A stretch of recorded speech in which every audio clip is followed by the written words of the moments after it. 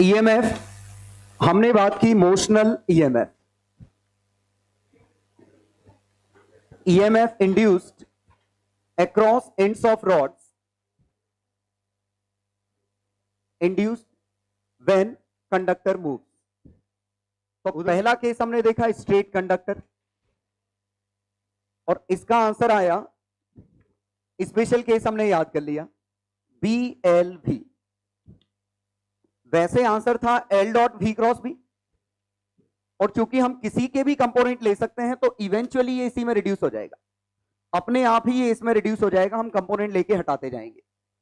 For example जैसे इसकी velocity ये है, V है, L है, और मैग्नेटिक फील्ड B1, B2 और B3 जैसे ये होता। अब हमें निकालना होता, तो ये तो समझ में आ रहा है B1 कभी ईएमएफ पैदा नहीं कर पाएगा, क्योंकि B1 हमेशा वेलोसिटी के पैरेलल है। तो आप कुछ भी कर लो, ये तो ईएमएफ पैदा नहीं कर पा रहा है, तो B1 को भूल जाओ, इसकी वजह से तो ईएमएफ आएगा नहीं।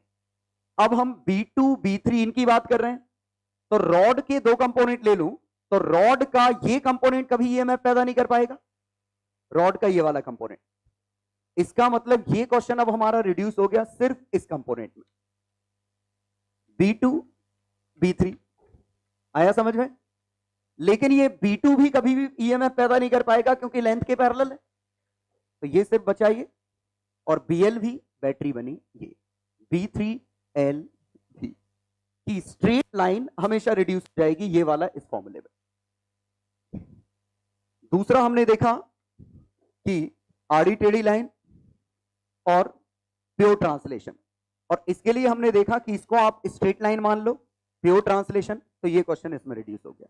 इसी में हमने देखा, इसी का स्पेशल केस, कि अगर कोई लूप ऐसी होती और ये ऐसे मूव कर रही होती तो ये इसमें रिड्यूस होता और ईएमएफ आता 0।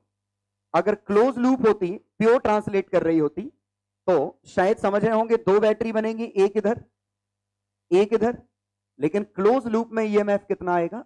0। बहुत जरूरी ये समझिए, पूरी लूप में ईएमएफ 0 है, लेकिन पोटेंशियल डिफरेंस तो क्रिएट हुआ है। लेकिन पोटेंशियल डिफरेंस लूप में नहीं है, दो पॉइंट के बीच में, हर पॉइंट इक्विपोटेंशियल नहीं है, वोल्टेज बढ़ा, घट गया, कट गया।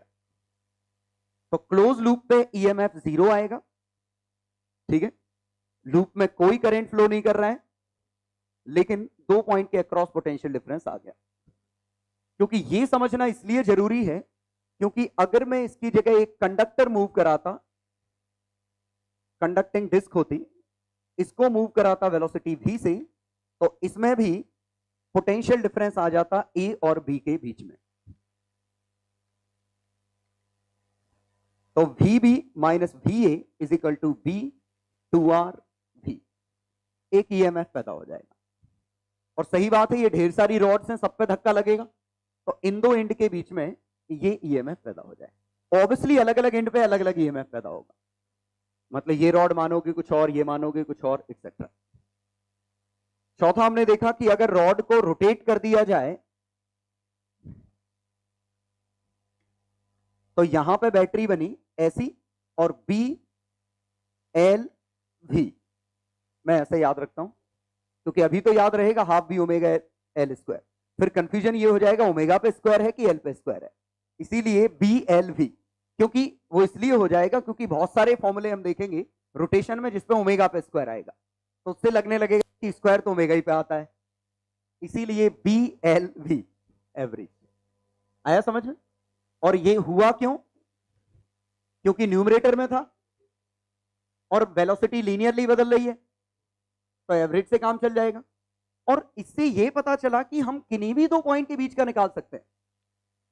जैसे हमसे पूछा होता इस और इसके बीच का, अभी हमने क्या कहा, इसमें से इसको घटा दो, लेकिन हमें इसकी जरूरत नहीं है। अगर ये लेंथ L1 है, ये लेंथ L2 है, इसकी वेलोसिटी ओमेगा L1, इसकी वेलोसिटी ओमेगा L2, तो यहां जो बैटरी बनी BL2 minus L1 omega L1 plus omega L2 by 2। ये समझ में आया? क्योंकि हमें पता है लीनियर है, तो इस हिस्से के लिए भी लीनियर है, तो हिस्से की लेंथ कितनी है L2 minus L1, average velocity कितनी है omega L1 omega L2 by 2।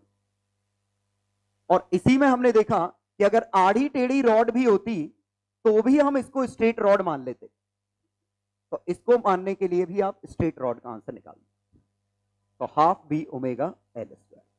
और लास्ट देखा कि अगर कोई डिस्क मूव कर रही होती ओमेगा से डिस्क, तो potential difference between periphery and centre half B omega L square R square. अगर कोई डिस्क मूव कर रही होती तो ढेर सारी रॉड्स होती और हर रॉड एक दूसरे के पैरेलल में होती, तो पेरीफेरी और सेंटर के बीच में एक पोटेंशियल डिफरेंस आता, वो ये होता। हाँ, इसका प्रूफ क्या था कि हम इसको ऐसा मान सकते हैं एरिया स्वेप्ट, क्योंकि हमने फैराडे लॉ को रीडिफाइन कर दिया था। हमने कहा था कि फैराडे लॉ ओपन लूप के लिए लगाना है तो एरिया या फ्लक्स स्वेप्ट पर सेकेंड, और मैग्नेटिक फील्ड कांस्टेंट है तो B इंटू एरिया स्वेप्ट, और एरिया स्वेप्ट इसका यहां इसी से हमने जस्टिफाई किया इसका और इसका एरिया स्वेप्ट बराबर होगा। इसमें भी जस्टिफाई किया कि इसका एरिया स्वेप्ट या इसका एरिया स्वेप्ट आपस में बराबर होगा, तो हम स्ट्रेट वायर से रिप्लेस कर सकते हैं। ये पूरा डिस्कशन मैग्नेटिक फील्ड यूनिफॉर्म के लिए था।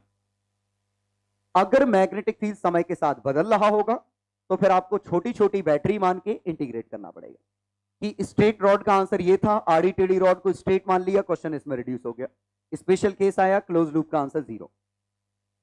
और इसी का दूसरा स्पेशल केस कि अगर ये कंडक्टर होता तो ढेर सारी रॉड हो जाती, तो भी ईएमएफ तो इन दो एंड के अक्रॉस डेवलप होगा और वो इतना आएगा। अगर रॉड रोटेट कर रही है तो वेलोसिटी वेरिएबल है, इंटीग्रेशन करेंगे, लेकिन जरूरत नहीं पड़ी, एवरेज से काम चल गया। और अगर रॉड ऐसे घूम रही होगी तो स्ट्रेट मान लिया, पूरी डिस्क थी तो सेंटर और उसके बीच में मान लिया। और इसकी मदद से हमने ये बात की, when conductor moves magnetic field applies Lorentz force QV cross B on free electrons, and this force is responsible for EMF in EMF developed.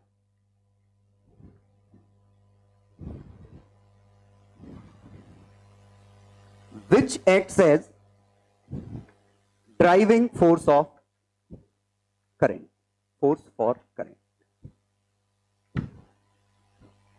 उम्मीद है ये स्टेटमेंट समझ में आ रहा है, ये मैं क्या कह रहा हूं कि मिस्ट्री का पार्ट 1 हमने अनफोल्ड किया कि जब कंडक्टर मूव कर रहा था तब आखिरकार करंट भेज कौन रहा है। तो हमने ये देखा कि जब ये मूव कर रहा था तो एक फोर्स नया पैदा हो गया। तो हमने इसको, इस वाले केस को ऐसे जस्टिफाई किया कि ये समझिए कि ये कोई पाइप था, पाइप के अंदर पूरे में पानी भरा है। कुछ ऐसा है कि जो ही ये इसके अंदर इंटर करता है एक पंप चालू हो जाता है बाहर की तरफ। जो ही इसके अंदर आया एक पंप बाहर की तरफ चालू हो गया और उसने इनको धक्का देना चालू कर दिया। ठीक है, इसी पंप को हम कैसे समझते हैं, मान लीजिए पानी में छोटे छोटे प्लस चार्ज होते पूरे पानी में, और ये प्लस चार्ज वेलोसिटी v से जाते, तो जो ही हम अंदर ले जाते हर प्लस पे धक्का लगता और ये ऊपर की तरफ धक्का लगता, तो एक अपेरेंटली ऐसा लगता है एक पंप चालू हो गया, और ये इधर धक्का लगता और ये ऐसे घूमना चालू करते थे पूरे। समझ गए? तो आखिरकार ये लगभग वही है कि ये जैसे हमने स्विच ऑन किया तो आखिरकार करंट गया क्यों, उन चार्जेस को धक्का कौन दे रहा है।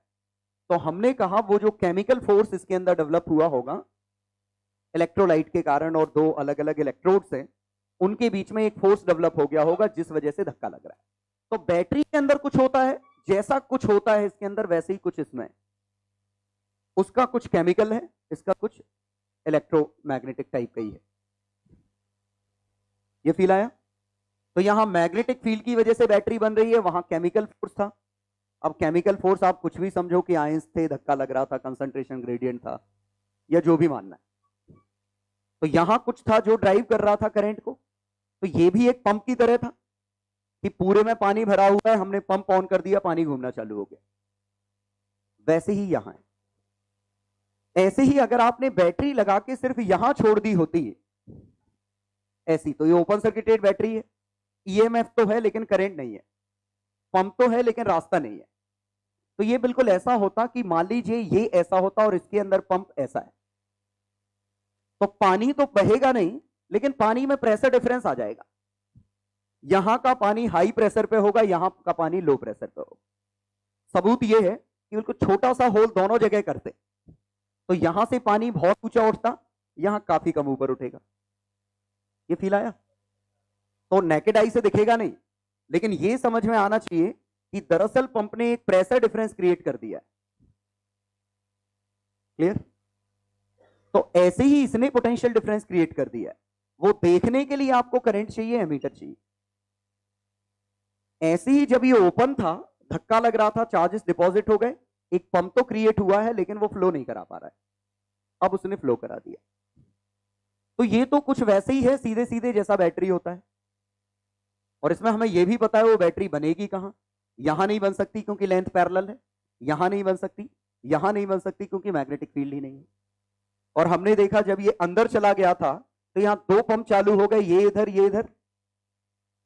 दोनों की वजह से ये वाला पॉइंट हायर पोटेंशियल पे है या हायर प्रेशर पे, ये वाला पार्ट लो प्रेशर पे है, लेकिन स्टिल पानी तो फ्लो नहीं करेगा। लेकिन इन दो के बीच में तो प्रेशर डिफरेंस है। लूप में नेट प्रेशर डिफरेंस 0 है। और जब ये बाहर निकला तो एक ही पंप बचा रहा, ये वाला। ये पंप है नहीं, तो ये उल्टी तरफ करंट फ्लो कर गया। इसी में अगला हम देखते हैं, ये हमने देखा जब मैग्नेटिक फील्ड यूनिफॉर्म है। अगर मैग्नेटिक फील्ड नॉन यूनिफॉर्म था और अब मोशन दे रहे हैं हम, इसमें भी हमने ये समझ लिया था कि आखिरकार करंट फ्लो कराएगा कौन, किस तरफ फ्लो करेगा, ऐसा फ्लो करेगा। अब बस हमें ये देखना है फ्लो कौन करा रहा है। तो एक बैटरी यहां बनती, एक बैटरी यहां बनती, एक यहां बनती, एक यहां बनती, 4 बैटरी बनती। लेकिन ये तो 0 है, ये तो 0 है, तो बैटरी एक यहां बनेगी। और अगर वेलोसिटी v से जा रहा है, इस पूरी रॉड के लिए v कांस्टेंट है, तो क्या बनता, v1 LV। एक बैटरी यहां छोटी सी, v2 LV। लेकिन जीता कौन, तो करंट ऐसा आया, तो नेट ईएमएफ आया v1 माइनस v2 LV। और यही तो था μ0 upon 4 pi 2i by a, μ0 upon 4 pi 2i by a plus l LV। उम्मीद है समझ में आ गया होगा क्या कह रहा हूं। या तो आप फ्लक्स निकाल के डिफरेंशिएट करते, तो फ्लक्स निकालते तो लॉग में a प्लस एल बाय ए आता, डिफरेंशिएट करते लॉग में तो दोनों चीजें अलग अलग हो जाती, तो ये आंसर आते। लेकिन ये बेहतर तरीका था क्योंकि हम यहां समझ पा रहे हैं कि बैटरी यहां नहीं है, यहां नहीं है, एक बैटरी यहां है, एक यहां है। क्लोज लूप होने के बावजूद इस बार आंसर 0 नहीं है। बिल्कुल होता अगर ये बैटरी बराबर होती, और ये बराबर तब होती जब दोनों जगह मैग्नेटिक फील्ड बराबर होता। तो यूनिफॉर्म मैग्नेटिक फील्ड में क्लोज लूप का आंसर 0 आएगा। नॉन यूनिफॉर्म में आंसर आ सकता है, क्योंकि हो सकता है बैटरी कटे ना, और ये नहीं कटी। अब जरा तीसरा और डिस्कशन देखते हैं। ये है, ये हमारी कॉइल है, और इसमें अगर इसके पास वेलोसिटी होती ऊपर की तरफ, अच्छे समझिएगा। अब हम ये समझ रहे हैं आखिरकार फोर्स दे कौन रहा है, और हम किसकी बात कर रहे हैं, जब कंडक्टर मूव कर रहा था। अब मैग्नेटिक फील्ड लाइंस तो हैं, और इसके पास वेलोसिटी इधर है। अब वेलोसिटी इधर है कंडक्टर के पास, फील्ड लाइंस भी हैं। अब जरा यहां सोचिएगा, फील्ड लाइन ऐसी है, तो एक फील्ड लाइन का ये कंपोनेंट है, एक फील्ड लाइन का ये कंपोनेंट है। लाइंस पैरेलल नहीं है, लाइंस तिरछी है। लाइन तिरछी है तो एक बी का कंपोनेंट इधर है, एक कंपोनेंट इधर है। अब जरा देखिएगा, ये चार्जेस की वेलोसिटी ऊपर थी, पूरी की पूरी रॉड रिंग ऊपर जा रही है, वेलोसिटी ऊपर है, तो बी का ये कंपोनेंट तो धक्का नहीं दे सकता, लेकिन बी का ये कंपोनेंट तो धक्का दे सकता है। मान लेते हैं ये प्लस है, कंफ्यूजन हटाने के लिए ये प्लस मान लें। तो बी का जो ये वाला कंपोनेंट है, बी का b1 या bx और by, bx कंपोनेंट की वजह से धक्का लगेगा किस तरह, अंदर, और बेहतर है अंदर की जगह मैं कहूं टेंजेंशियल, क्योंकि ये हर जगह ऐसे ही लगेगा। ये हमारी तरफ भी वो बनाना मुश्किल है, एक मैग्नेटिक फील्ड इधर है, एक इधर है। ये मैग्नेटिक फील्ड तो फोर्स लगाएगा नहीं, ये मैग्नेटिक फील्ड वेलोसिटी इधर है, वेलोसिटी इधर है, v क्रॉस b, धक्का इधर धक्का इधर धक्का इधर, पूरे में टेंजेंशियल धक्का लगा। तो जरा समझिए टेंजेंशियल धक्का लग रहा है किस कंपोनेंट की वजह से, जो इसका ये इस तरफ है। इसका मतलब अगर ये मैग्नेटिक फील्ड ऐसा होता तो वो धक्का नहीं लगता। सोचो, क्योंकि धक्का लगाने वाला तो कोई दूसरा कंपोनेंट है, इसीलिए हमें मैग्नेटिक फील्ड का दूसरा वाला कंपोनेंट चाहिए था, मतलब लाइंस हमें ऐसी चाहिए थी। तो इसकी लाइंस बाहर की तरफ ही मुड़ रही थी, इसका एक कंपोनेंट ये वाला इसको टेंजेंशियल धक्का दे रहा है। उम्मीद है समझ में आई होगी कि यहां भी हमें एक्सप्लेन हो गया कि आखिरकार वो ड्राइविंग फोर्स आया कहां से। मैग्नेटिक फील्ड मौजूद था, चार्जेस मूव कर रहे हैं, धक्का लगना था, ठीक है। और इनमें से धक्का कौन सा रिस्पॉन्सिबल है, ये वाला, और ऑब्वियसली आएगा वो तो अलग अलग जगह पे ईएमएफ अलग अलग इंड्यूस होगा, लेकिन इंड्यूस करने वाला तो हमें मिल गया। क्वेश्चन तो यहीं से उठता है बहुत इंटरेस्टिंग, कि अगर ये फिक्स होता, ये मूव कर रहा होता, अब तो कंडक्टर रेस पे, अब तो इसके चार्जेस रेस पे हैं, तो अब जो मैग्नेटिक फील्ड है अब तो इस पे फोर्स नहीं लगा सकता। फील आया मैं क्या कह रहा हूं?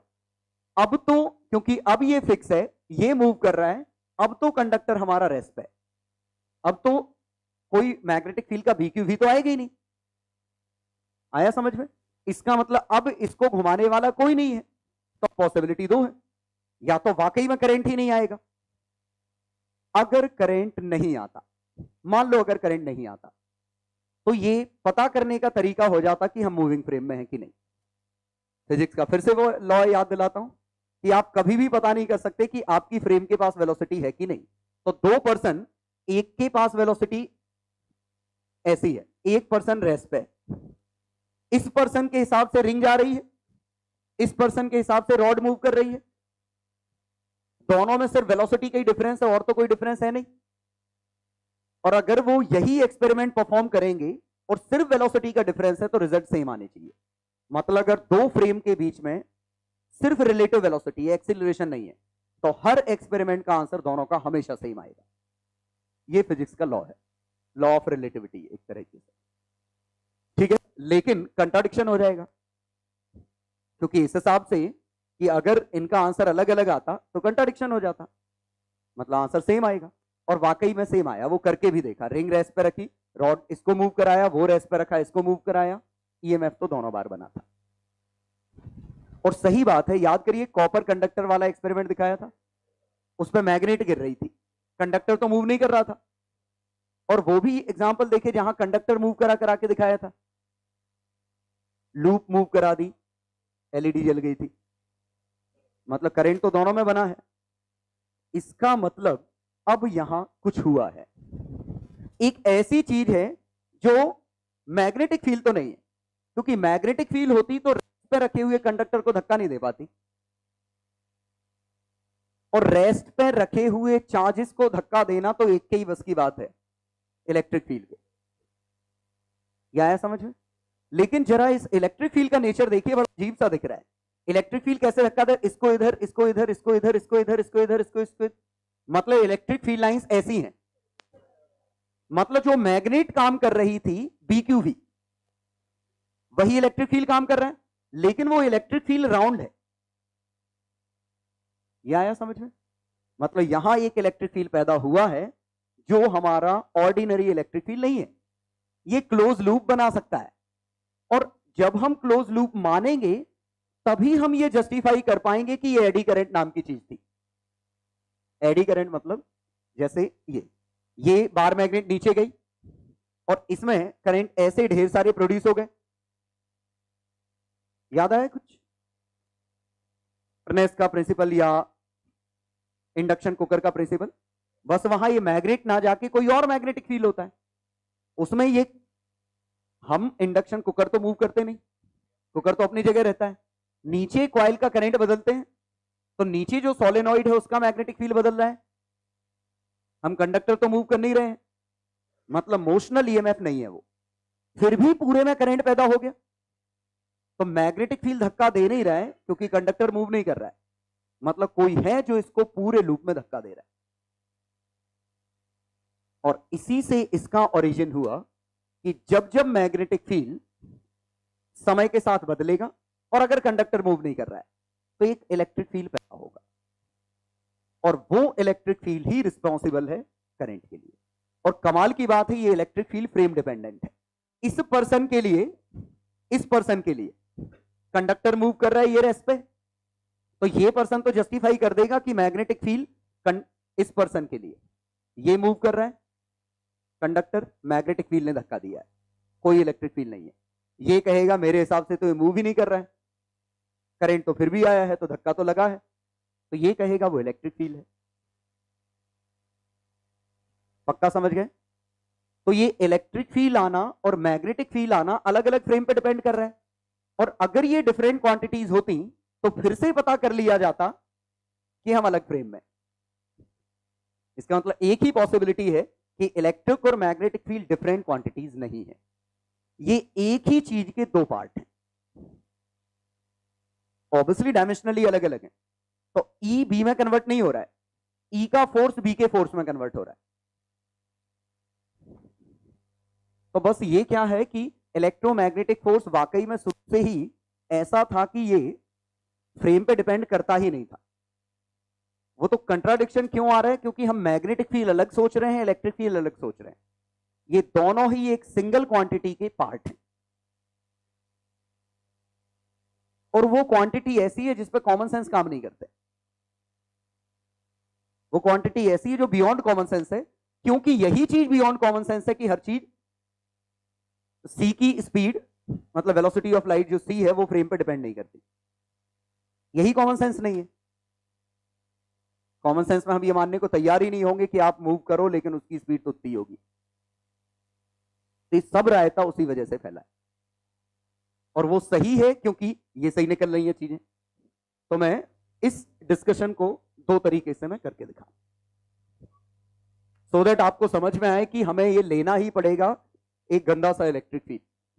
ऑब्वियसली इलेक्ट्रिक फील्ड और मैग्नेटिक फील्ड को कंबाइन करके लिखने के तरीके हैं, लेकिन उनकी मैथमेटिक्स बियॉन्ड स्कोप है। इसीलिए हमें जानबूझ के एक अलग से क्वांटिटी इंट्रोड्यूस करनी पड़ रही है कि हमारे पुराने कॉमन सेंस ठीक ठाक रहें कि हम मानते थे इलेक्ट्रिक फील्ड और magnetic field are separate entities, ये अलग अलग चीजें। तो हम अपने पुराने जो हम बना चुके हैं दिमाग में उसको हटाना नहीं चाह रहे, और वो हटाना नहीं चाह रहे तो हमें ये मानना पड़ेगा कि कोई चीज रेस्ट पे उस पर धक्का लग रहा है तो वो इलेक्ट्रिक फील्ड है। तो उम्मीद है समझ में आया होगा, ये एक तरह का करेक्शन फैक्टर है। यही एक्सपेरिमेंट हम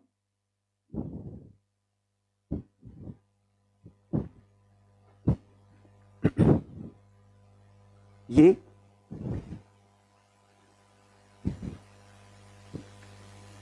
लिखने के पॉइंट ऑफ व्यू से समझा रहा हूं बस, सो दैट आपको field line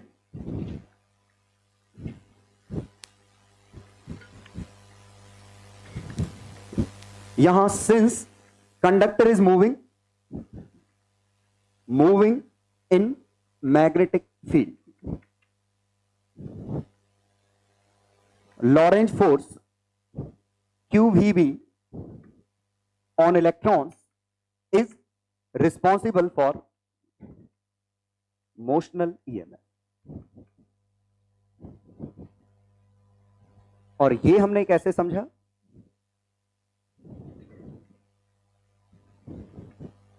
B parallel perpendicular, B parallel, ठीक है। इसके पास वेलोसिटी ऐसी है,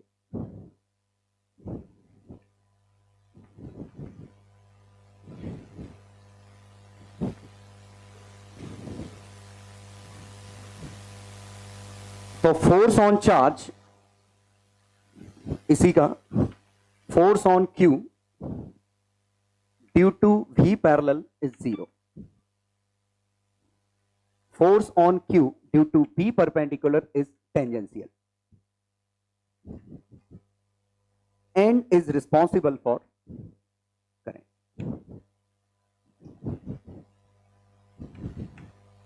ठीक है, मैथमेटिकली बराबर करने की कोशिश नहीं कर रहे हैं क्योंकि हम इसके आंसर हर जगह जानते नहीं है।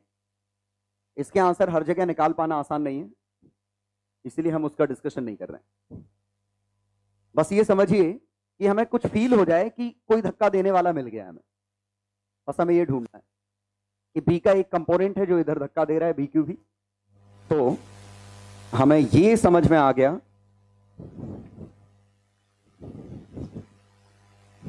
और ये जो है वो है Q V B perpendicular, Q V B perpendicular. क्या हमें ये मिल गया कि कौन इसमें करंट फ्लो करा रहा है। अगला और इंटरेस्टिंग, तो अगला डिस्कशन ये रेस पे है।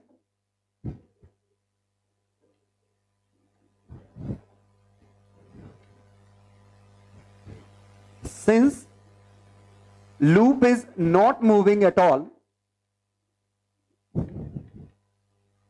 magnetic field can't exert any force on it, any force on its electrons.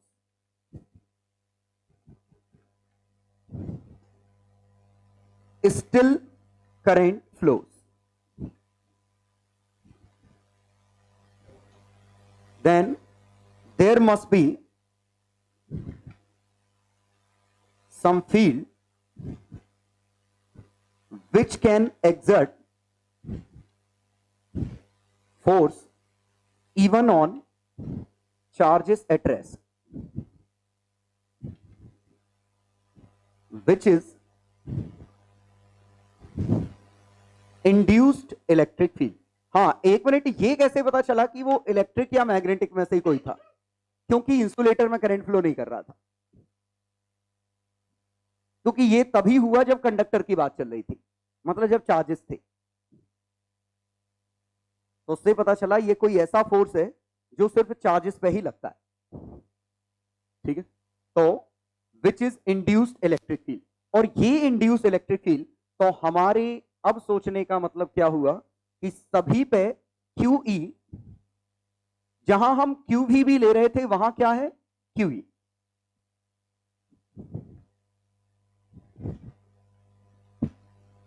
तो इससे आपको समझ में आया होगा कि ये जो आया है वो क्लोज लूप वाला केस है।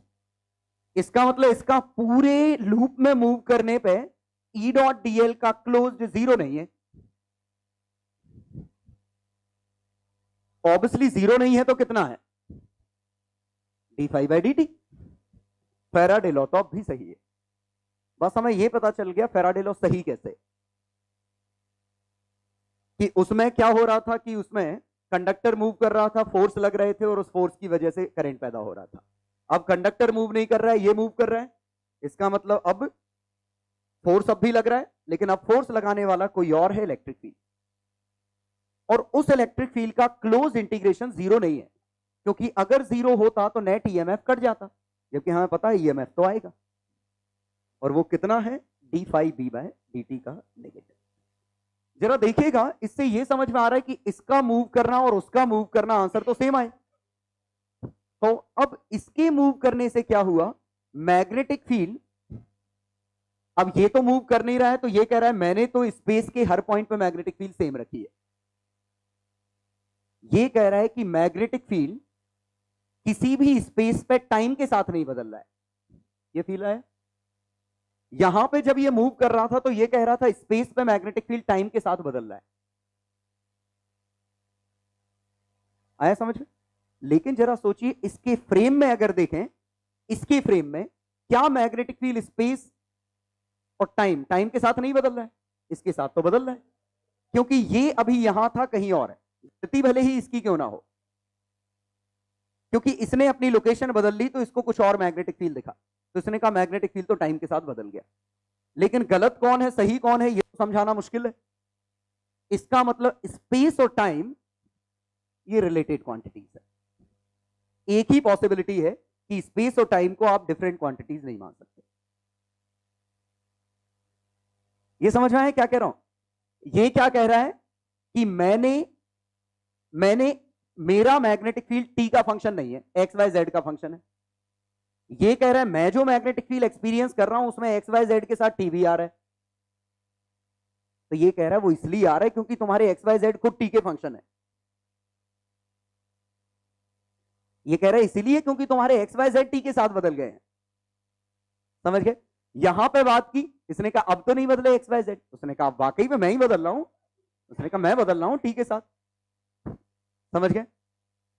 और ये दोनों ही इक्वली ट्रू है। ये कहेगा कि ये तो तुम कह रहे हो कि एक्स वाई जेड का फंक्शन नहीं, मुझे तो दिख रहा है, मैं तो अपनी जगह हूं, मैं तो हिल ही नहीं रहा, खुद को खुद मूव करते हुए तो कभी दिखेंगे नहीं। तो ये कहेगा मेरे हिसाब से तो स्पेस पे बदल रहा है टाइम, मेरे हिसाब से मैग्नेटिक फील्ड टाइम का फंक्शन है। वो कह रहा है मैग्नेटिक फील्ड टाइम का फंक्शन नहीं है, उधर वो एडमिट कर लिया कि मैग्नेटिक फील्ड टाइम का फंक्शन है। और ये दोनों चीजें एक साथ ट्रू तभी हो सकती हैं जब हम स्पेस टाइम को सिंगल क्वांटिटी माने।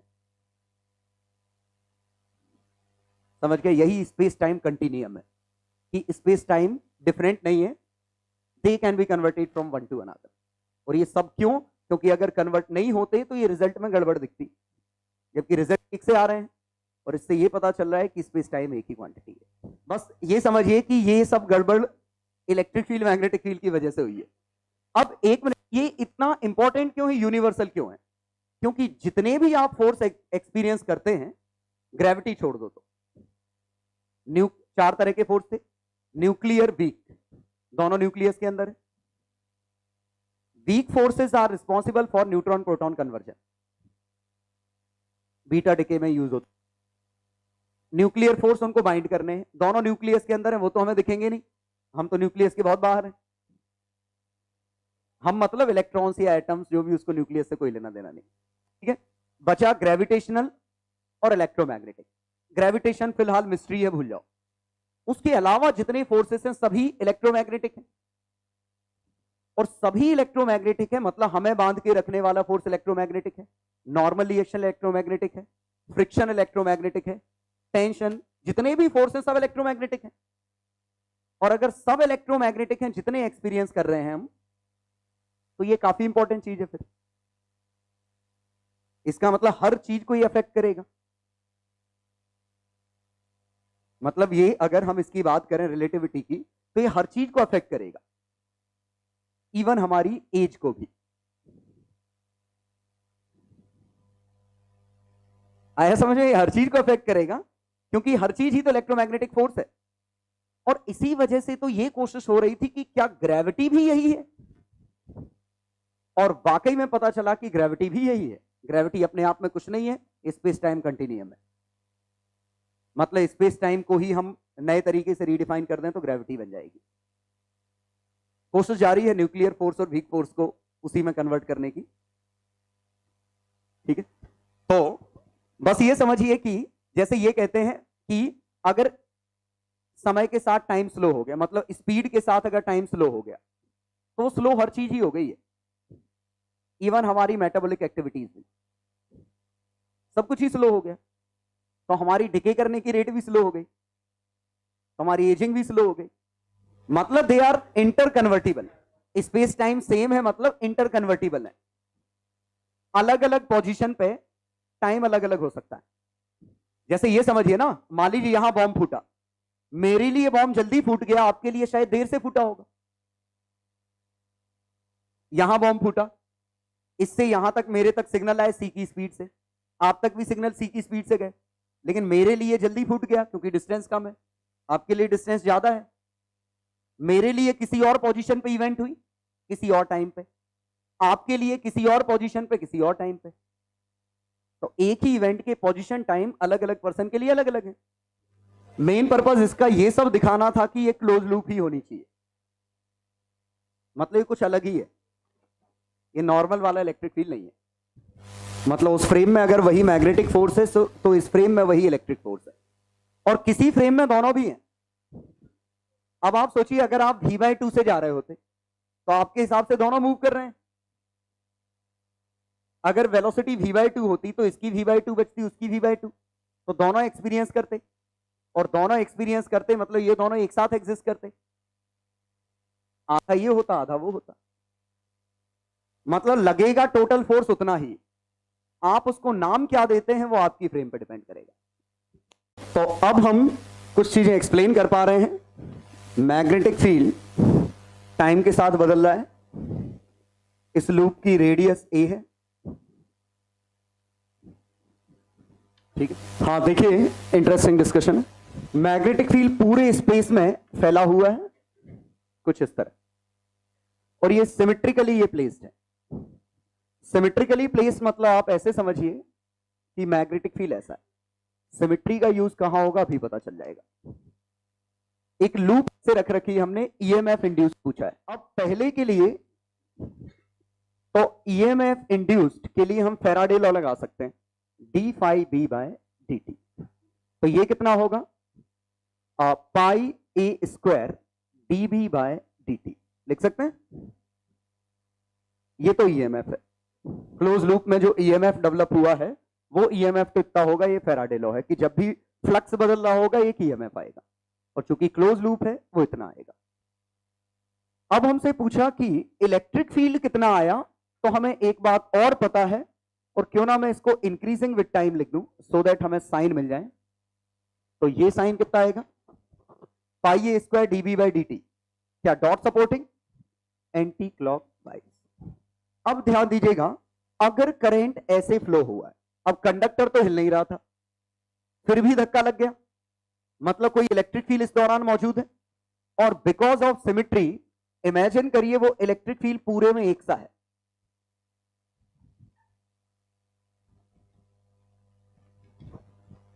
ये समझ में आया कि नहीं? सिमेट्रिकली प्लेस्ड रिंग तो हर जगह इलेक्ट्रिक फील्ड एक सा होगा, एक जगह जो भी होगा वही हर जगह होगा बिकॉज ऑफ सिमेट्री। तो अगर मैंने ई माना तो मैं E dot D L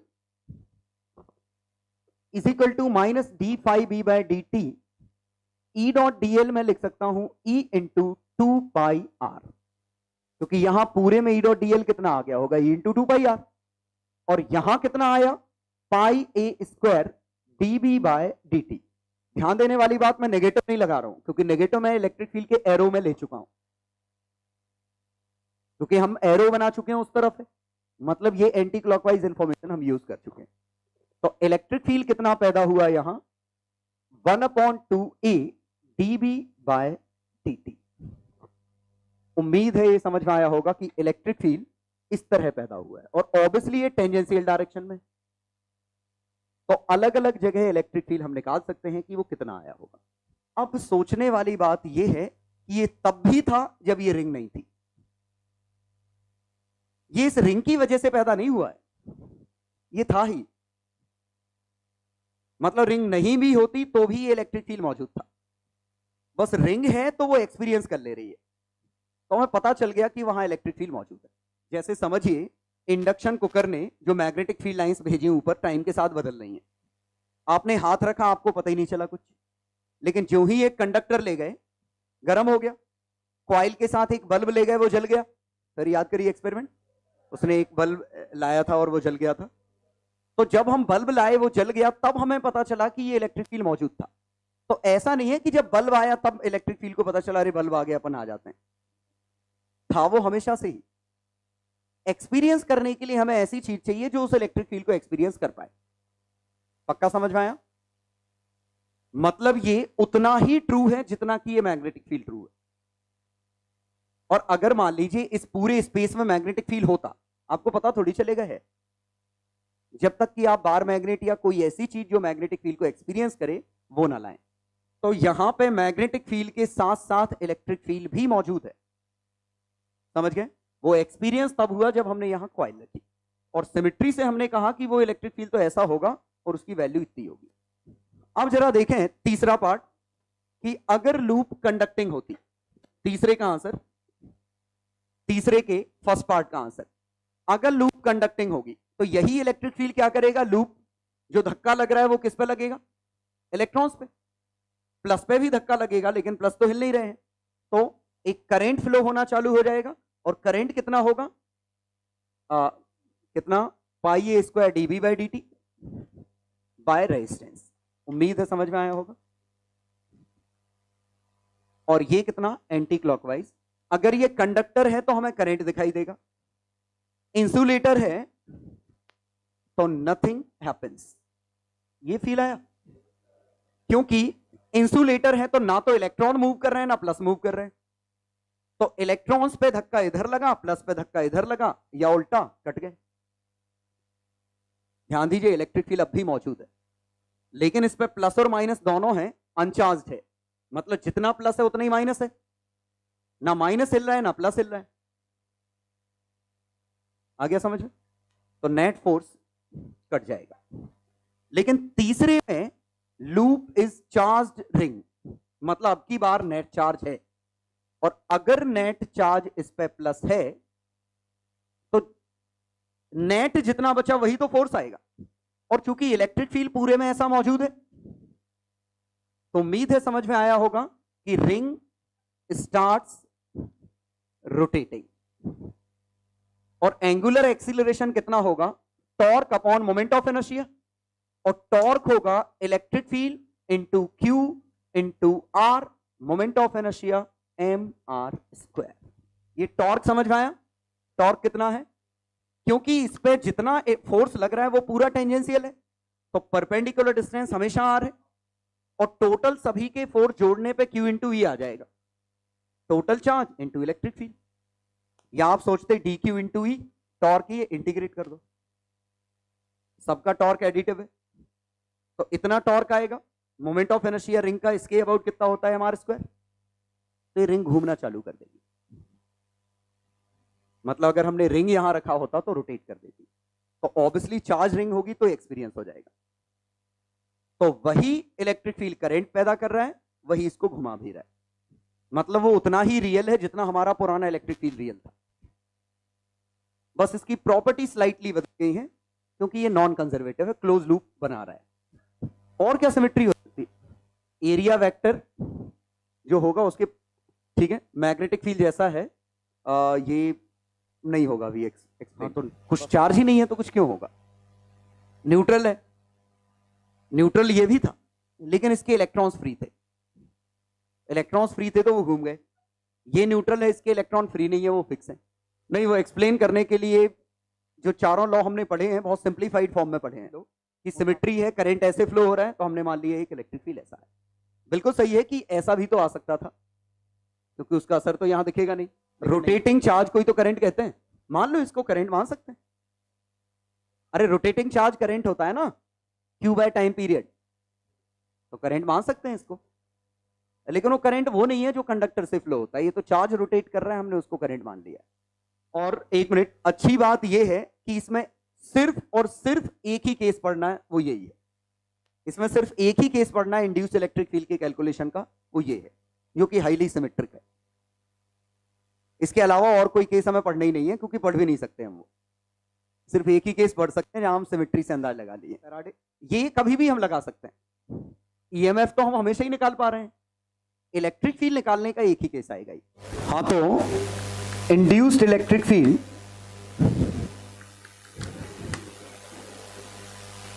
in time varying magnetic field confined in circular region. देखिए बहुत ही स्पेशल केस हमें पढ़ना है।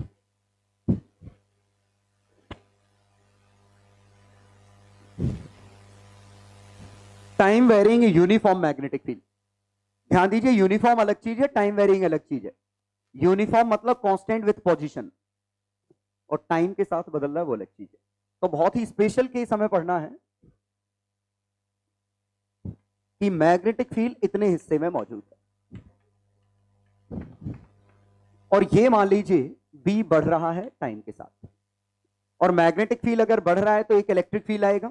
और वो हम ऐसे सोचते हैं कि अगर हमने रिंग यहां रखी होती तो इस पे करंट ऐसे फ्लो करता, यहां रखी होती तो ऐसे फ्लो करता, यहां रखी होती तो फ्लो करता या नहीं, बताओ? फ्लक्स तो अभी भी बदल रहा है, बस इसके लिए एरिया ही रिस्पॉन्सिबल है। इस लूप के अंदर से भी तो फ्लक्स बदल रहा है। आप सोचिए, क्वेश्चन ये होता, लूप ऐसी है और ये हमारा है, और इसमें से हमें ईएमएफ निकालना है, तो ईएमएफ आता मैग्नेटिक फील्ड इनटू एरिया का D by D T, area into D B by D T. Area कौन सा यूज होगा? ये वाला। या ऐसे समझिए ये सोलेनॉइड था, आपने कॉइल इधर रखी तो भी ईएमएफ आएगा, कॉइल ऐसी रखी तो भी ईएमएफ आएगा। बस इस कॉइल के लिए एरिया ये यूज होगा, कॉइल अंदर होती तो एरिया खुद का यूज होता, क्योंकि फ्लक्स सिर्फ इतने से पास हो रहा है, अब सिर्फ इतने से पास हो रहा है। पक्का समझ गए? मतलब इलेक्ट्रिक फील्ड तो अंदर भी है बाहर भी है, और ये हमें पता है कि ये सर्कुलर लाइंस हैं सिमेट्री की वजह से। तो केस 1 जब R is less than R, तो R अगर R से छोटा है तो हमने क्या माना, स्मॉल r पे इलेक्ट्रिक फील्ड ऐसे था, ये इलेक्ट्रिक फील्ड था। अब फैराडे लॉ हमारा क्या कह रहा है, E डॉट dl का close integral is equal to D phi by D T, E into 2 pi r is equal to pi r square D B by D T. ये समझ में आया? इस लूप के अंदर अगर आपको निकालना है तो इस लूप के अंदर फैराडे लॉ लगा दो, और इस लूप के अंदर फैराडे लॉ से E डॉट dl कितना आएगा ये, लेकिन हम ये कह सकते हैं कि E डॉट dl तो E इंटू 2 पाई r भी है, और यही pi r square D B by D T भी है। तो इलेक्ट्रिक फील्ड कितना बन गया, half r dB by dt। मतलब अलग अलग रेडियस पे अलग अलग आंसर है। अब जरा देखें r ग्रेटर देन r पे, अब हमारी लूप कहीं इधर होती तो अब इलेक्ट्रिक फील्ड पूरे में ऐसा मौजूद है, अब ये r है तो E डॉट dl अब भी D phi by D T होगा, ये E इंटू 2 पाई r, लेकिन यहां pi r square D B by D T. तो इलेक्ट्रिक फील्ड कितना बना, r स्क्वायर बाय 2r, सही है, डीबी बाय डी टी। तो ये इलेक्ट्रिक फील्ड अलग अलग जगह अलग अलग आया, और एक्सप्रेशन कैसा बना, r तक ऐसा, उसके बाद ऐसा, बहुत सारे ग्राफ की तरह ये भी वैसे ही आया, और इवन तरीके भी वैसे ही आए। पहले हमने गॉस लॉ लगाया, उसमें E इंटू एरिया निकाला एक तरीके से, Q inside by epsilon not बराबर किए E निकल आया, उसमें E इंटू 4 पाई r स्क्वायर किया था। फिर हमने एम्पियर्स लॉ लगाया, उसमें B डॉट dl म्यू 0 आई, B into 2 pi r mu 0 आई, डिवाइड कर दिया, आंसर आ गया। यहां भी हमने क्या किया, E डॉट dl इसके बराबर, E डॉट dl इस तरीके से, ये इस तरीके से, दोनों निकाल के बराबर कर दिए, तो फिर से आंसर आया, यहां से यहां तक लीनियर बढ़ रहा है, फिर ऐसा आया 1/r के प्रोपोर्शनल, यहां r के। अच्छी बात है, इसमें सिर्फ यही केस पढ़ना है। कहां होता है ऐसा वाला फील्ड, ऐसा वाला फील्ड कहां देखा है, किसके अंदर, एक ही चीज है जिसके अंदर ऐसा फील्ड है, कहां है, ऐसी लाइंस है, सोलेनॉइड ही तो एकलौता केस। हाँ, तो 2-3 ही आंसर आए थे। ये इमेजिन करिए, ये चीज ही तो यहां से देखने पे, यहां से देखते तो ये ऐसे ही तो दिखती क्रॉस क्रॉस, इसका मतलब एक ही क्वेश्चन आएगा सोलेनॉइड का। क्वेश्चन करो। हाँ, क्वेश्चन 2 में ये टेबल है, टेबल फिक्स्ड है, टेबल के ऊपर एक रिंग रखी है और यहां फ्रिक्शन है म्यू, ठीक है। अब इस पे एक मैग्नेटिक फील्ड टाइम के साथ बदल रहा है, तो ऑब्वियसली एक इलेक्ट्रिक फील्ड आएगा।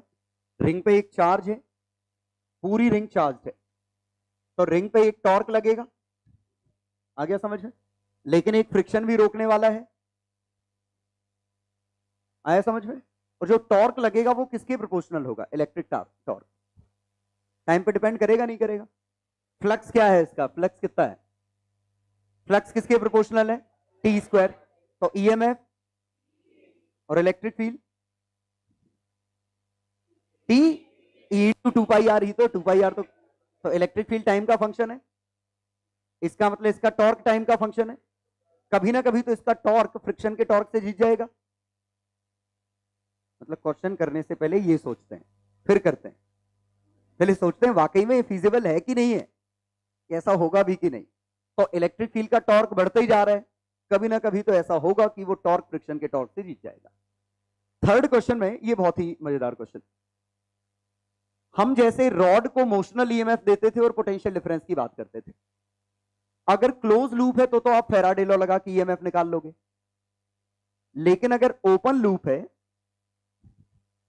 जैसे ये रॉड कंडक्टिंग रॉड है तो पोटेंशियल डिफरेंस आएगा। पहला क्वेश्चन ये है क्योंकि मैग्नेटिक फील्ड समय के साथ बढ़ रहा है, के टेस्ला पर सेकेंड, के पॉजिटिव है, तो मैग्नेटिक फील्ड बढ़ रहा है तो एक इलेक्ट्रिक फील्ड पूरे में आ गया होगा, उसकी वजह से धक्का लगा होगा, चार्जेस जमा हो गए होंगे कहीं। अब हमें पहले ये निकालना है कि किसका वोल्टेज हाई है और फिर दूसरा वो कितना हाई है। पहला question, magnetic field B inside solenoid, radius 2 और 10, तो मैग्नेटिक फील्ड होगा mu 0 N I 4 pi into 10⁻⁷, number of turns 4000, current 5T। ठीक है, दूसरा हमें निकालना है ईएमएफ, तो electric field E into 2 pi R is equal to pi R square dB by dt, R less than R पे, तो इलेक्ट्रिक फील्ड आया 1/2 R dB by dt। Are equal to कितना था, 2 सेंटीमीटर, तो 1/2 2 centimeter, 2 into 10⁻², dB by dt, तो यहां पे ये 5 तक लिखेंगे, 4 पाई इंटू 10⁻⁷ इंटू 4000 इंटू 5। ठीक है, कुछ कट रहा है, 2 से 2 कट गया,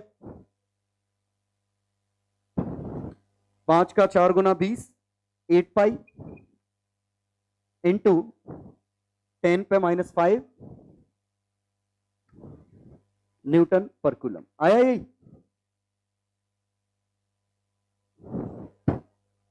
ये आया आंसर, आर 2 सेंटीमीटर पे। और तीसरे में जब हम करते तो इलेक्ट्रिक फील्ड आता 1/2 R square by R dB by dt, ये बनता।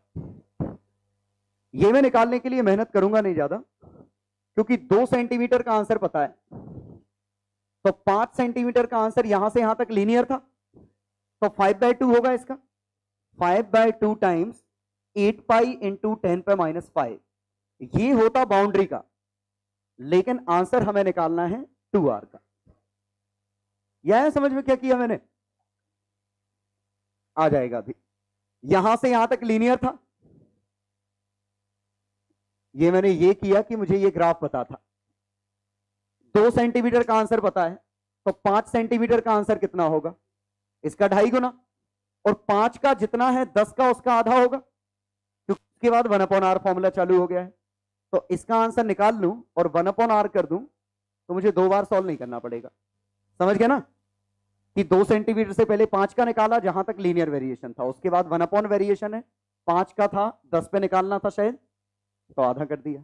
क्वेश्चन 2, वंस अगेन हमें यहां इलेक्ट्रिक फील्ड चाहिए, तो E into 2 pi A is equal to pi A square dB by dt। मतलब मैं ये इसलिए लिख रहा हूं कि फॉर्मूला याद रखने की जरूरत नहीं कि आंसर क्या आया था। ये इलेक्ट्रिक फील्ड आया half A dB by dt 2b0 t, तो b0 a t। अब इसमें टॉर्क आया इलेक्ट्रिक फील्ड का, torque due to electric field, electric field to perpendicular distance, तो b0 a स्क्वायर t। Torque due to friction, mu mg into r, और it will slip when torque due to electric field is greater than torque due to friction, b0 a square t is greater than mu mg a, तो t is greater than or equal to mu mg by a b। आया, हाँ q है ना,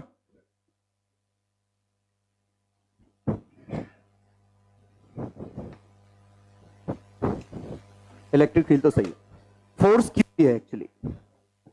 third question अगले में, ये बहुत ही interesting question, क्योंकि हमें ये तो पता है कि इलेक्ट्रिक फील्ड लाइंस ऐसी हैं,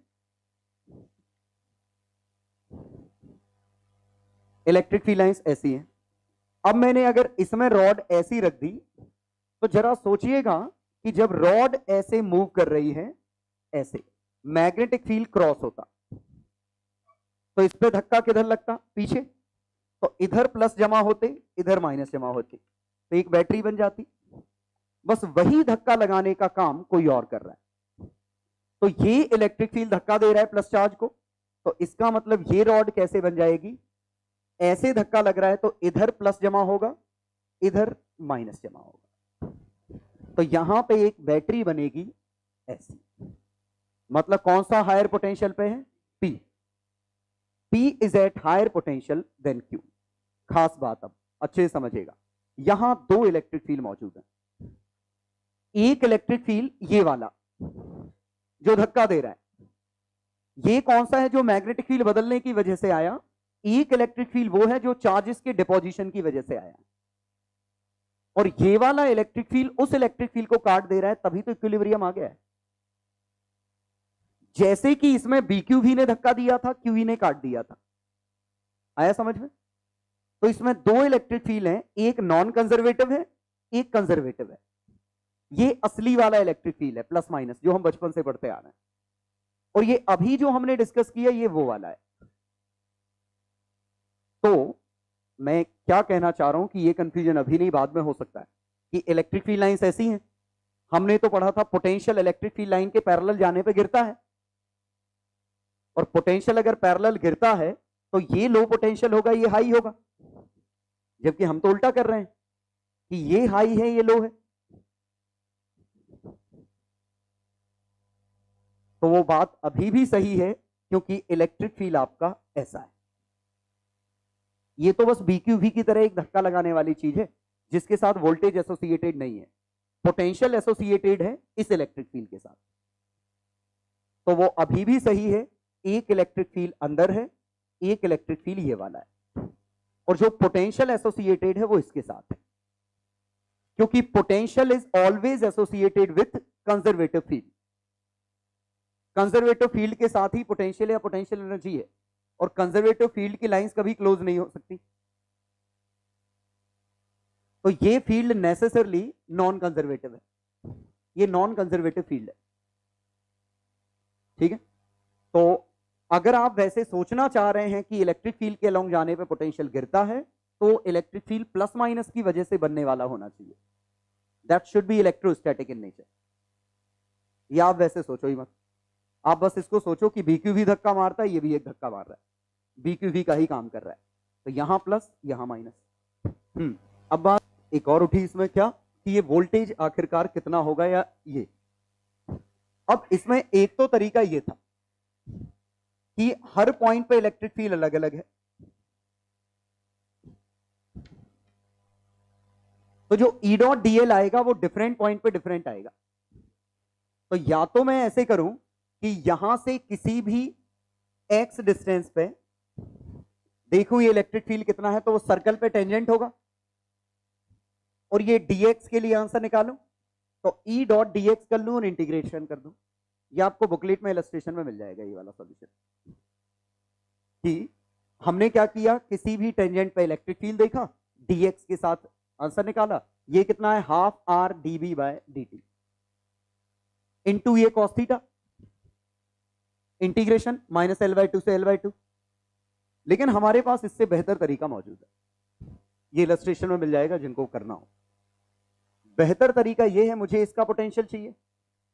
अगर फैराडे लॉ लग जाता तो मजा आ जाता, लेकिन फैराडे लॉ तो क्लोज लूप के लिए लगता है। तो अगर मैं इसको क्लोज कर दूं, मान लेता हूं ये क्लोज लूप होती, अब तो फैराडे लॉ लगा सकता हूं। इस पूरी सेंटर से ज्वाइन कर दिया इस क्लोज लूप के लिए। For this close loop E.dl का close integral area into dv/dt लिख सकता हूं। एरिया है half into a into l। पक्का समझ में आया। अब जरा वापस आइए कि इलेक्ट्रिक फील्ड लाइंस तो ऐसी थी, ठीक? क्या E.dl यहां आया होगा,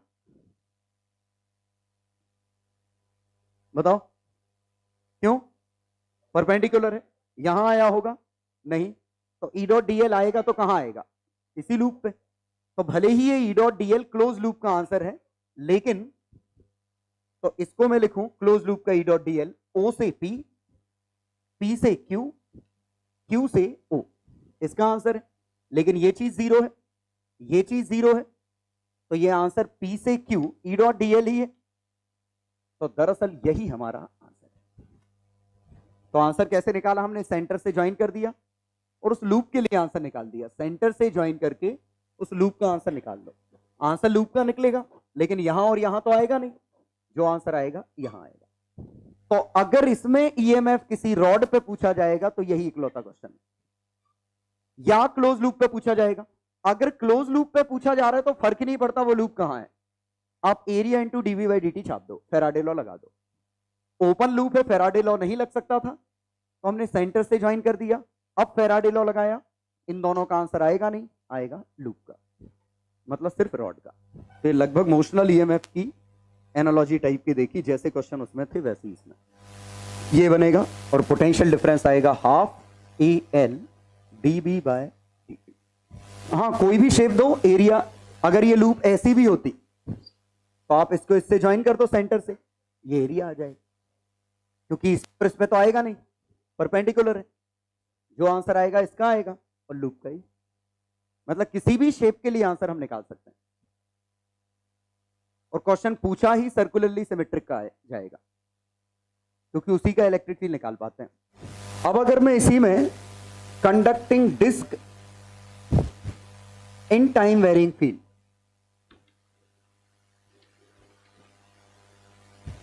अब अगर मैंने कोई डिस्क रख दी होती टाइम वेरिंग फील्ड में, पूरी डिस्क है और मैग्नेटिक फील्ड पूरे में बदल रहा है, तो उम्मीद है ये समझ में आ रहा होगा इलेक्ट्रिक फील्ड तो अब भी मौजूद है, ये इलेक्ट्रिक फील्ड अब भी मौजूद है। और इलेक्ट्रिक फील्ड अगर मौजूद है तो इसमें पूरे में ऐसे ही करंट फ्लो होने लगेंगे, ये समझ में आया, क्योंकि इलेक्ट्रिक फील्ड पूरे में मौजूद है। और अब इसको हर जगह लूप रखी हुई मिल गई। कंडक्टर क्या है, इनफाइनाइट लूप्स जो एक दूसरे से कनेक्टेड है, तो ढेर सारी लूप्स हैं, तो हर लूप पे ये ऐसा करंट फ्लो करेगा, तो पूरे में लगातार करंट फ्लो करेगा और अच्छा खासा करंट होगा ही। इसका मतलब current will start flowing in form of whorls, समझ गए, ऐसे भंवर की तरह ऐसे करंट पूरे में घूमने लग गया, which is called eddy current.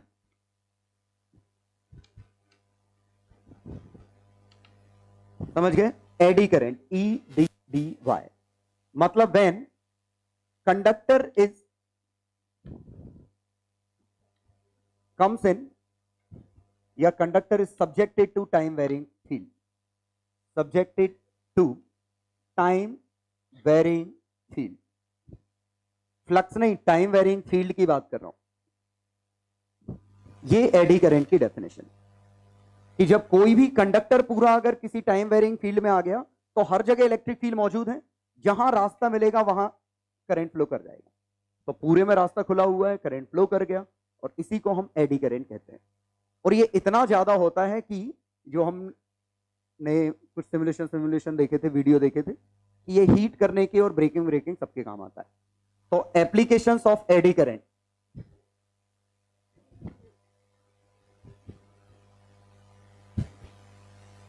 पहला तो आया इंडक्शन फर्नेस,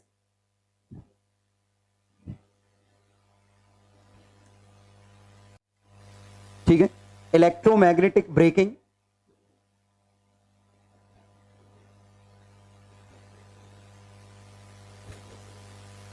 इन गैल्वेनोमीटर और स्पीडोमीटर। हाँ, उम्मीद है समझ में आ गया होगा कि चूंकि ये अच्छा खासा करंट फ्लो हो रहा है तो अच्छी खासी हीट डेवलप होगी, तो हम उसको हीट करने के लिए यूज कर सकते हैं। तो आप कुकर की तरह यूज करो, या आप ये हमने हीट उसकी कहीं और ट्रांसफर कर दी, और अगर ट्रांसफर नहीं की, पूरी हीट उसी के पास है, तो फर्नेस हो गई। तो हम इसको मेटल को मेल्ट करने के लिए भी यूज कर सकते हैं। दो अलग अलग लेता हूं, टू मेल्ट मेटल्स, और इसी में इंडक्शन कुकर।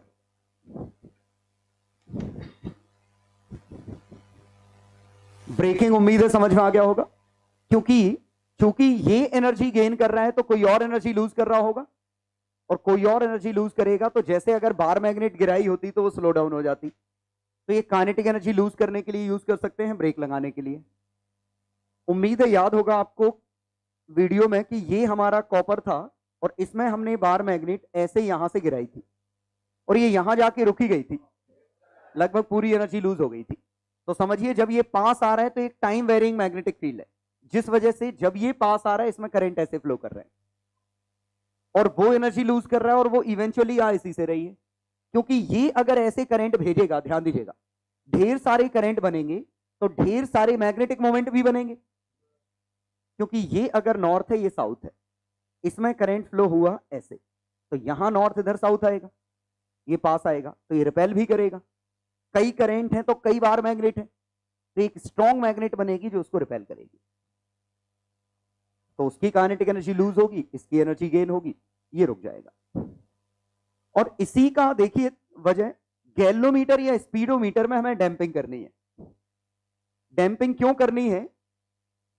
सिंपल सी बात है, क्योंकि डैंपिंग नहीं की तो मान लीजिए इक्विलिब्रियम ये आना चाहिए, लेकिन इक्विलिब्रियम से आगे जाता है और ये ऐसे ऐसे हिलेगा फिर रुकेगा, और अगर इसमें ज्यादा टाइम लग रहा है तो हमें वेट करना पड़ेगा तब तक का। लेकिन अगर कोई ऐसे कर दे, मतलब जो ही ये मूव करे और ये अपनी एक्स्ट्रा काइनेटिक एनर्जी जो है वो लूज कर जाए, और एक्स्ट्रा काइनेटिक एनर्जी लूज करने के लिए जो निडल होती है, हम इस पे एक मेटल ये लगा लेते हैं और नॉर्थ साउथ ऐसे लगा देते हैं, एक मेटल प्लेट लगा देते हैं और नॉर्थ साउथ लगा देते हैं, वो प्लेट उससे मूव करती है और पूरा एडी में लॉस हो जाता है और फाइनली इक्विलिब्रियम पे रुक जाते हैं। या आपको याद होगा ये पिछली क्लास का क्वेश्चन कि हमने इस पे फोर्स एफ लगाया था, इसकी वेलोसिटी बढ़ती गई थी, मैक्सिमम पे पहुंचा था, मतलब इक्विलिब्रियम के समय क्या आया था, फोर्स और बीआईएल कट गए थे। तो और अगर मैंने इसको वेलोसिटी दे रखी थी तो क्या हुआ था, फाइनली वेलोसिटी जीरो हो गई थी। तो स्टडी स्टेट में पूरी काइनेटिक एनर्जी लूज हो गई, ये वाला केस।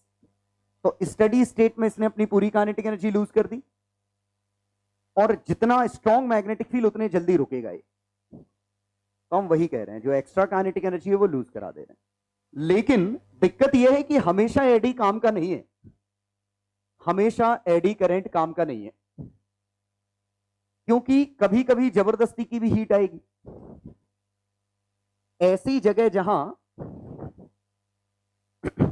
मतलब समझिए कि जैसे वायरलेस चार्जर बना रहे हैं या हम कुछ भी बना रहे हैं, जहां हमें जरूरत है, जहां हम नहीं चाहते एनर्जी लूज हो, और वहां भी अगर टाइम वेरिंग मैग्नेटिक फील्ड है और मेटल है तो एनर्जी लूज हो रही है और हम नहीं चाहते एनर्जी लूज हो।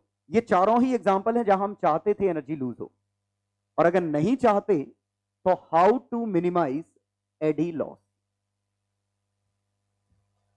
ये बहुत ही आसान।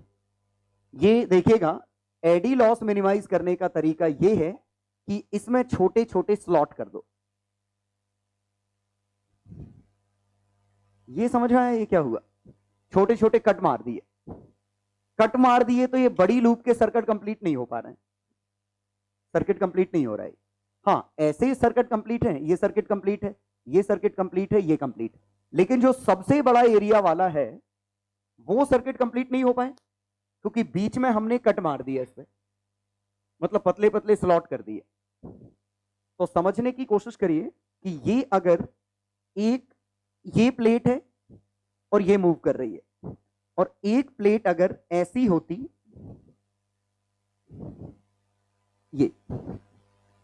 ये दोनों ही अगर टाइम वेरिंग मैग्नेटिक फील्ड में ऑक्सीलेट करें तो ये काफी जल्दी डैम्प हो जाएगी, इसमें डैम्पिंग देर बाद होगी। याद करिए कि जो जंप करने वाला एक्सपेरिमेंट एक था, उसमें जब उसमें कट था तो जंप ही नहीं किया था क्योंकि सर्किट कंप्लीट नहीं हुआ था। तो बस उसी तरह की हमने ढेर सारे कट मार दिए इसमें कि सर्किट कंप्लीट ना हो और एनर्जी लूज ना हो। हाँ, कुछ तो बनेंगे ये वाले, लेकिन वो काफी छोटे छोटे लूप्स हैं, तो एनर्जी उतनी लूज नहीं होगी जितनी पूरी डिस्क में लूज होती। तो यहां हम ऐसे metal plate with slots use करते हैं, ठीक है।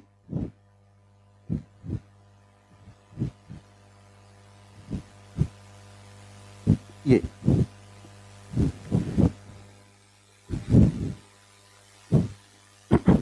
समझ गए। लो एडी लॉस।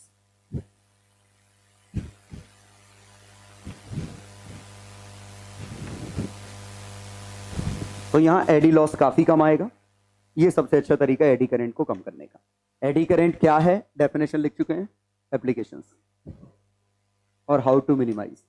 नहीं, कोई भी मेटल हो, कॉपर की कंडक्टिविटी हाई होती है ना, तो कंडक्टिविटी हाई होगी, करंट ज्यादा जाएगा, एनर्जी ज्यादा लूज होगी। नहीं तो वो तो पतली सी चादर होगी ना अलमीरा की, मतलब मोटी प्लेट होनी चाहिए क्योंकि करंट पूरे में बन जाए। आयरन में दिक्कत ये है ना कि दो फोर्स लड़ाई कर रहे हैं, मैग्नेटिक अट्रैक्शन और ये वाला रिपल्शन। मैग्नेटिक अट्रैक्शन जीत गया। कॉपर लेने का फायदा ये है कि मैग्नेटिक अट्रैक्शन नाम की चीज नहीं है। हम चाह रहे हैं नॉन मैग्नेटिक लें, सो दैट सिर्फ यही फोर्स एक्सपीरियंस हो। कॉपर या एल्यूमिनियम भी यूज कर सकते हो, मोटी प्लेट हो, कोई भी मोटी प्लेट।